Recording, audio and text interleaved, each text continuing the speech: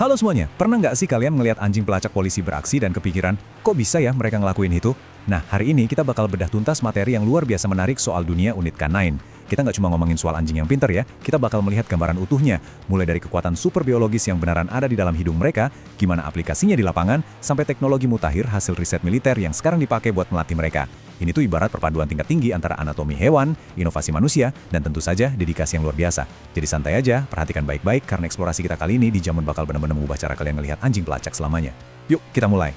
Buat benar-benar paham gimana hewan-hewan luar biasa ini beroperasi, ada satu pertanyaan mendasar yang harus banget kita tanyain di awal. Gini, gimana ceritanya seekor anjing bisa ngikutin jejak aroma yang udah dingin atau bahkan udah hilang berhari-hari? Buat kita manusia yang sangat mengandalkan penglihatan, hal ini rasanya kayak sihir kan? Kalau kita nggak ngeliat barangnya, ya berarti nggak ada. Tapi buat anjing, dunia ini dipenuhi sama jejak tak kasat mata.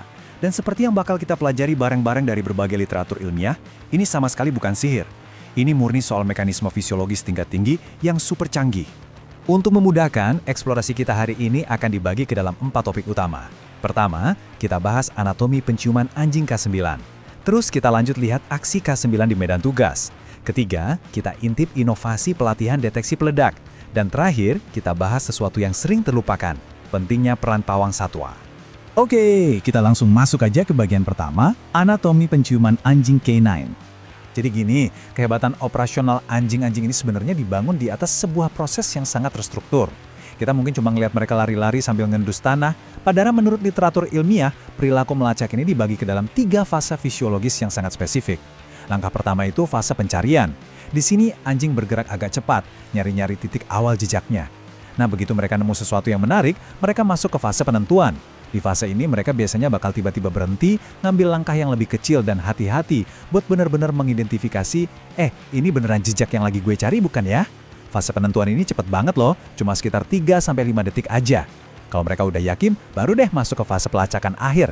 Di tahap ini, ritme jalan dan cara mereka ngendus balik jadi lebih cepat lagi, karena mereka udah bener-bener mengunci target dan tinggal ngikutin jalurnya aja. Nah, dari ketiga fase tadi, hal yang paling bikin merinding itu terjadi di fase pencarian awal. Coba tebak, berapa kali anjing ngendus dalam satu kali tarikan napas?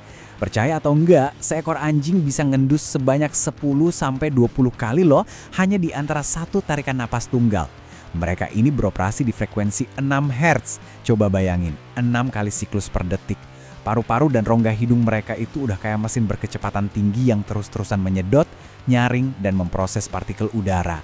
Ini yang bikin mereka bisa ngumpulin data aroma jauh lebih cepat dan akurat dibandingin spesies lain, termasuk kita. Oh ya, satu fakta menarik lagi, kemampuan ini juga dipengaruhi sama usia dan kepribadian si anjing. Anjing yang umurnya lebih muda, terus karakternya aktif dan percaya diri, biasanya punya performa pelacakan yang jauh lebih superior. Tentu saja, karena kebutuhan manusia itu macam-macam, kita nggak bisa memukul rata semua anjing pelacak. Berdasarkan fungsi kerjanya, secara umum ada 3 jenis anjing pencium aroma yang sering dipakai. Pertama, namanya tracking dogs. Mereka ini spesialis ngikutin gangguan vegetatif, misalnya nyari jejak rumput atau tanah yang baru aja keinjak orang. Kedua, ada trailing dogs. Kalau yang ini lebih canggih lagi. Mereka fokus ngunci komponen aroma tubuh manusia yang jatuh di sepanjang jalan. Menariknya, mereka nggak melulu harus jalan persis di atas tapak kaki orangnya, karena mereka bisa ngikutin aroma yang kebawa angin ke pinggir jalan. Dan yang ketiga, point source dogs. Ini adalah anjing-anjing detektor yang tugasnya ngelacak sumber aroma spesifik langsung dari udara, kayak bahan peledak atau narkotika.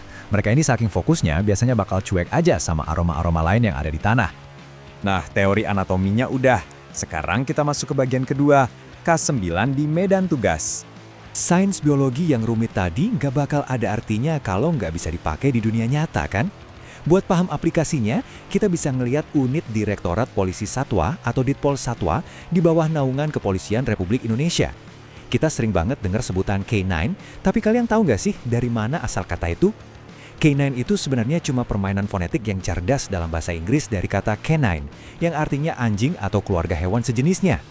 Di era penegakan hukum modern, sebutan K9 ini merujuk ke anjing polisi elit yang emang dilatih secara khusus. Mereka bukan sekedar hewan peliharaan, mereka adalah mitra kerja, anggota tim yang benar-benar vital. Tugasnya, macam-macam. Mulai dari ngelacak tersangka kriminal, mendeteksi narkoba, nyari bahan peledak, sampai jadi ujung tombak di operasi pencarian dan penyelamatan korban bencana alam. Buat ngasih gambaran seberapa besar peran mereka buat masyarakat, kita ambil satu contoh pahlawan nyata nih. Namanya Lupita, seekor anjing ras German Shepherd yang usianya udah lebih dari 9 tahun, yang bertugas di kepolisian Indonesia. Rekam jejak Lupita ini benar-benar bikin merinding. Di tahun 2018, dia diterjunkan dalam operasi Aman Nusa II waktu gempa bumi dahsyat ngancurin Lombok. Setahun setelahnya, di 2019, hidung tajamnya diandelin buat nyari korban yang terjebak di bawah reruntuhan gedung ambruk di Jakarta Barat. Dan pengabdiannya nggak berhenti di situ. Di awal tahun 2024, Lupita kembali dipanggil bertugas merespons erupsi Gunung Semeru. Coba pikirin deh, pengabdian panjang Lupita ini adalah bukti paling nyata betapa efektivitas pelacakan tingkat tinggi K9 bisa diandalkan bahkan di tengah kondisi bencana yang paling ekstrim dan chaotic sekalipun. Cerita Lupita tadi bawa kita ke satu pertanyaan penting yang akan kita bahas di bagian ketiga, inovasi pelatihan deteksi peledak. Buat mencetak anjing-anjing tangguh yang siap terjun ke misi beresiko tinggi kayak Lupita, pelatihannya juga nggak main-main. Harus ada inovasi yang terus berjalan. Dan inilah yang bikin riset terbaru dari Angkatan Darat Amerika Serikat jadi sangat menarik. Selama bertahun-tahun, cara tradisional buat ngelatih anjing pelacak bom itu ya pakai bahan peledak sungguhan dalam jumlah besar, alias bulk explosives. Masalahnya, ini bahaya banget. Ngangkutnya susah, butuh pengawalan ketat, dan nyimpennya juga bikin was-was. Solusi terbarunya, militer sekarang memvalidasi penggunaan teknologi kupon bahan peledak yang dicetak pakai printer inkjet, printer biasa yang kayak di meja kerja kalian itu. Bedanya, alih-alih pakai tinta, printer ini mencetak lapisan material peledak dalam skala mikro ke sebuah kupon. Inovasi ini benar-benar ngubah permainan. Kupon ini super aman, butuh material peledak yang sangat-sangat sedikit, tapi hebatnya, dia bisa meniru profil aroma molekuler secara sempurna, persis kayak bahan peledak utuh. Terus gimana cara pakai kupon ini buat latihan supaya tetap aman? Jawabannya ada pada alat yang namanya TADD atau Training Aid Delivery Device. Secara sederhana, alat ini bentuknya kayak stoples kaca kecil ukuran 4 ons, tapi desainnya canggih banget. TADD ini punya beberapa komponen kunci. Ada stoples kacanya, packing atau gasket, membran khusus, penahan membran, dan tutup segel. Kenapa dibikin seribet ini? Tujuannya satu, mastiin material peledak di dalam kupon tadi nggak bakal tumpah atau mengkontaminasi lingkungan luar. Tapi, dan ini bagian paling pintarnya, membran yang dipakai itu memungkinkan molekul aroma dari bahan peledak buat tembus keluar. Jadi, anjing tetap bisa mengendus dan mendeteksi aromanya dengan jelas. Sementara pelatihnya nggak perlu khawatir soal resiko ledakan atau kontaminasi. Bener-bener perpaduan yang brilian antara keamanan tingkat tinggi dan sains penciuman. Kalau kalian butuh bayangan seberapa efisiennya teknologi baru ini, perbandingan ini benar-benar merangkum semuanya. Sebelumnya, buat satu kali sesi latihan, pelatih mungkin butuh sekitar 12-25 gram bubuk kalium klorat, salah satu bahan kimia utama di bahan peledak.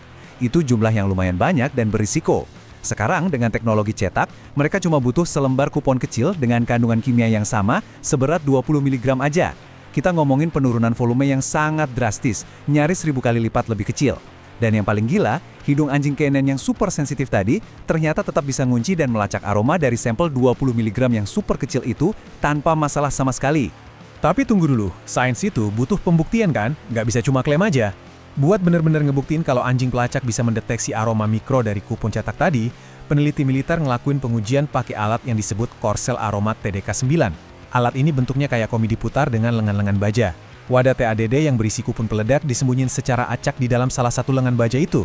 Dan yang paling penting, tes ini dilakuin secara blind test atau tes buta. Maksudnya, baik anjing maupun pawangnya nggak ada yang tahu di mana posisi kuponnya disembunyiin. Kenapa harus blind test? Ini buat mastiin anjingnya murni mengandalkan penciuman mereka sendiri. Bukan bereaksi karena secara nggak sengaja ngebaca isyarat tubuh atau gerak-gerik pelatihnya. Dan kalian tahu gimana hasil tesnya? Luar biasa banget. Selama serangkaian uji coba di bulan Oktober yang melibatkan anjing-anjing kerja militer yang masih aktif bertugas, mereka berhasil mencetak tingkat deteksi target sebesar 83% khusus pada kupon cetak injek tersebut. Angka 83% di sebuah tes buta itu pencapaian yang fantastis, jauh di atas sekedar tebak-tebakan acak. Data statistik ini jadi bukti ilmiah yang nggak terbantahkan kalau teknologi kupon cetak ini bukan cuma wacana. Ini adalah alternatif yang jauh lebih aman, praktis, dan sangat efektif buat menggantikan bahan peledak curah konvensional dalam program latihan harian unit K9 kita. Semuanya terdengar canggih ya, tapi mari kita masuk ke bagian terakhir. Dan mungkin ini yang paling krusial, pentingnya peran pawang satwa. Gini, kita udah bahas betapa menakjubkannya fisiologi penciuman anjing dan seberapa mutakhir teknologi pelatihannya. Tapi jujur aja, semua hal keren tadi bakal sia-sia kalau kita melupakan satu elemen penentu, manusia yang pegang tali kekangnya. Disinilah kita dihadapkan pada sebuah realitas lapangan yang cukup jadi tamparan. Berdasarkan sebuah riset komprehensif dari Politeknik STI Alan Jakarta yang meneliti operasional kepolisian Indonesia, ada satu temuan data yang cukup mengejutkan. Ternyata, sekitar 55% dari pawang satwa yang bertugas saat ini dinilai masih belum memadai dalam hal kompetensi inti perawatan dan pemeliharaan satwa mereka. Ya, lebih dari separuh. Pasti kita mikir, kok bisa angka kesenjangannya sebesar itu? Nah, riset tersebut membedah beberapa akar masalah utamanya. Pertama, beban kerja operasional pawang itu gila-gilaan tingginya. Sekitar 90% aktivitas K9 itu dihabiskan di unit kewilayahan yang langsung turun ke masyarakat. Pawang ini sibuk banget. Kedua, pelatihan spesialisasi yang ada sekarang, kayak pelatihan pelacak dasar, bom, atau narkotika, itu mayoritas cuma fokus ke urusan penyebaran taktis atau cara nangkep penjahat. Mereka kurang dapat porsi materi soal gimana cara merawat anjingnya sehari-hari. Imbasnya apa? Jadinya ada ketergantungan yang sangat tinggi sama dokter hewan atau paramedis sekedar buat urusan perawatan dasar atau ngecek kondisi fisik si anjing. Situasi ini nggak bisa dibiarin kan?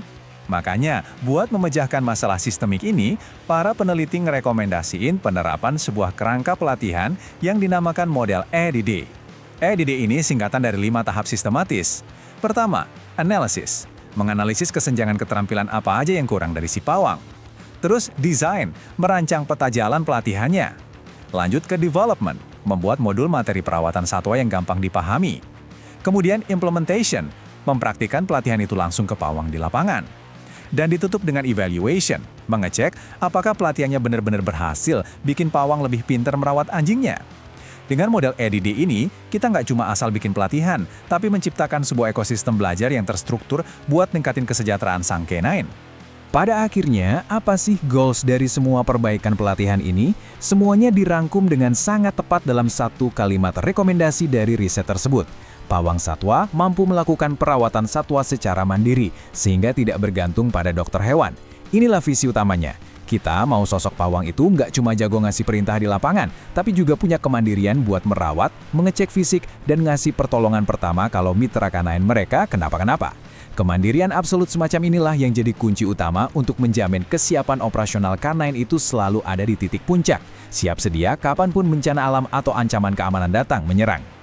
Seiring kita sampai di penghujung pembahasan kali ini, setelah melihat luar biasanya anatomi K9, inovasi teknologi yang mendobrak batas, sampai dedikasi tulus di medan bencana, ada satu bahan renungan yang sangat penting buat kita bawa pulang.